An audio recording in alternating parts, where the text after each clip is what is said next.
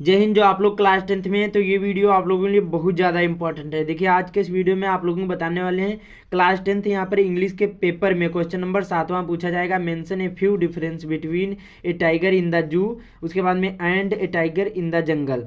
यहाँ पर आपको यहाँ पर डिफरेंस बताना है, ए टाइगर इन द जू और यहाँ पर ए टाइगर इन द जंगल, मतलब दोनों में डिफरेंस बताना है। जो यहाँ पर चिड़ियाघर होता है उसमें का टाइगर कैसा होता है और यहाँ पर जंगल में टाइगर रहता है उसका यहाँ पर अंतर बताना है। तो 40 वर्ड में आंसर देना है या फिर इस प्रकार से क्वेश्चन पूछा जाएगा और करके आएगा।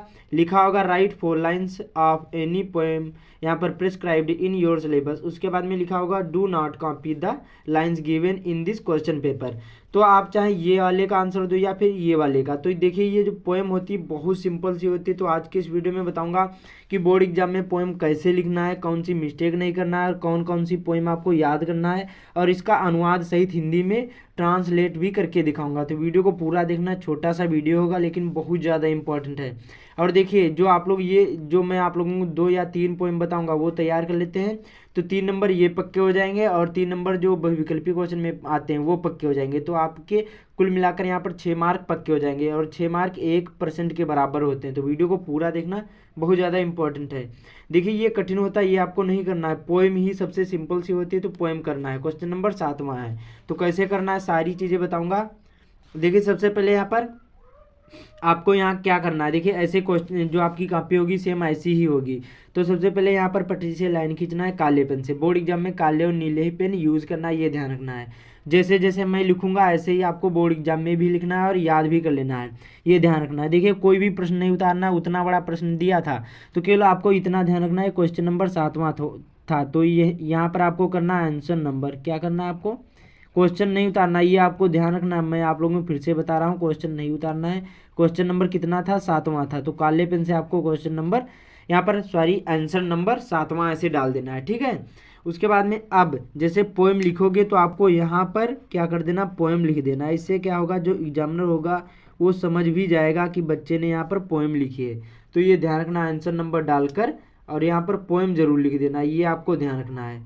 तो पोएम लिख गया, काले पेन से डालना। अब यहाँ पर लिखना है पोएम कौन सी लिखना है, जो आपने याद करी होगी।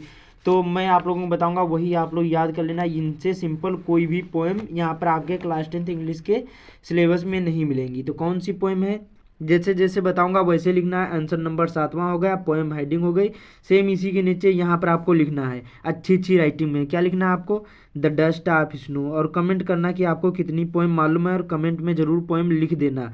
द यहाँ पर द वे ए क्रो, और इसकी हिंदी भी बताऊंगा तो ये ध्यान रखना, द वे उसके बाद में ए और यहाँ पर crow, the way A crow. उसके बाद में सुक डाउन ऑन मी, क्या है यहाँ पर, सुक डाउन ऑन मी। और यहाँ पर हो जाएगा अगला द डस्ट ऑफ स्नो, क्या है, द डस्ट ऑफ स्नो। और आखिरी में क्या हो जाएगा, from a hemlock tree, from a hemlock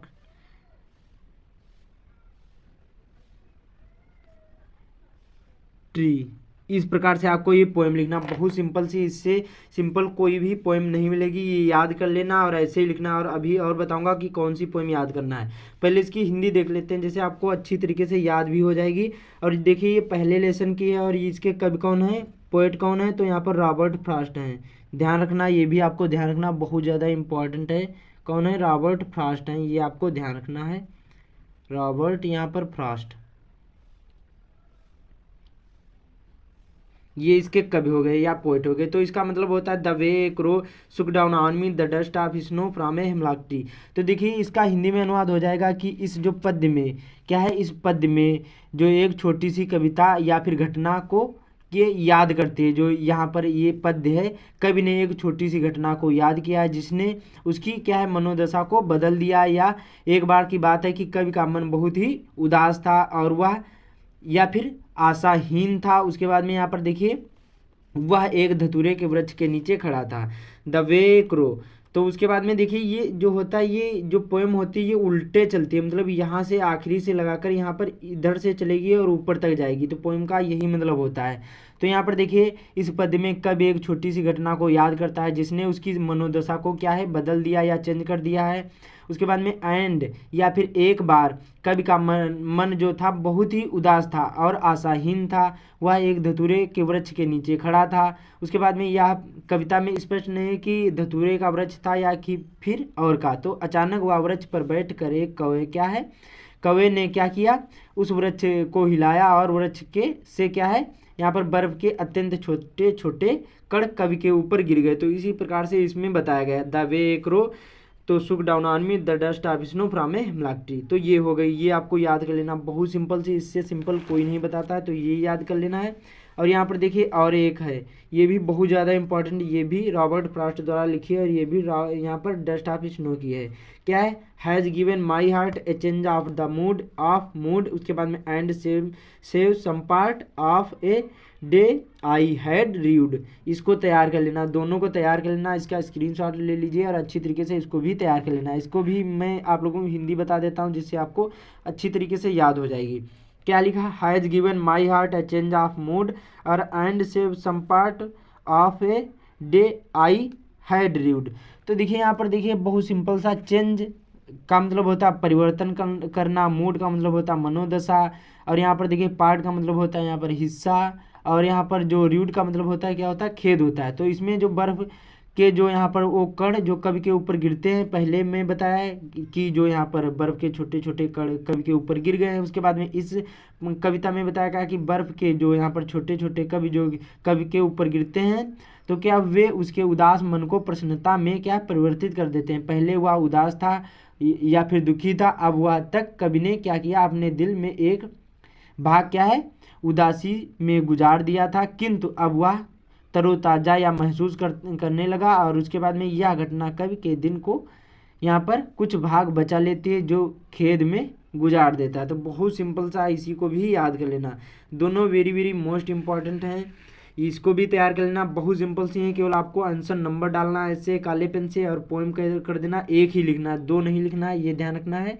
और दोनों तैयार कर लेना। और देखिए दो इसलिए बता रहा हूँ क्योंकि देखिए क्या होता है कि एक तो आपके उसमें क्वेश्चन पेपर में आएगी, इसलिए दो याद कर लोगे तो वो पता नहीं, ये याद की जैसे एक याद करोगे पता नहीं वही आ गई, तो इसलिए दो याद कर लेना, एक ये याद कर लेना और एक ये वाली, दोनों अच्छी तरीके से याद कर लो। बाकी चैनल पर पहली बार आए चैनल को सब्सक्राइब भी कर लेना। और ये वीडियो बहुत ज़्यादा इंपॉर्टेंट था तो इस वीडियो को ज़्यादा से ज़्यादा शेयर कर देना। तो मिलते हैं अगले वीडियो में।